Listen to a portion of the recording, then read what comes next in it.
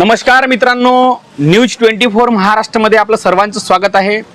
आज म्हणजे 2 दिवसापासून जो सततधार मुसळधार पाऊस सुरू आहे, त्या पावसामुळे कुही तालुक्यातील टेकेपार, जो वेलतूर शेजारी असलेला टेकेपार आहे, त्या टेकेपारच्या सोभोवताली संपूर्ण पाण्याने विळखा घातलेला आहे। त्या टेकेपार वाशी संपूर्ण त्या पाण्यामध्ये फसलेले आहेत। आपण एकंदरीत हे चित्र पाहू शकता की संपूर्ण टेकेपार गावाच्या सभोवताल पाणी झालेलं आहे। एकंदरीत हा पाणी कधी कमी होतो हे अजूनपर्यंत कळलेलं नाही, मात्र प्रशासनाने अजूनही याची दखल घेतलेली नाही।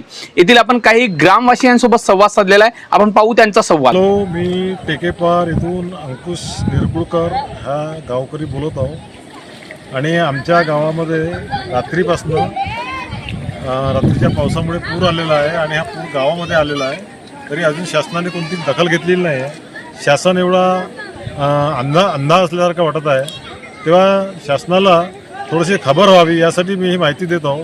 आपण जो टेकेपार वासियांसोबत जो संवाद साधला त्यावरून एकंदरीत लक्षात आलं की टेकेपार वासियांच्या समस्याकडे अजूनही कोणीही लक्ष दिलेलं नाही। टेकेपार वासियांची ही समस्या सुटेल काय?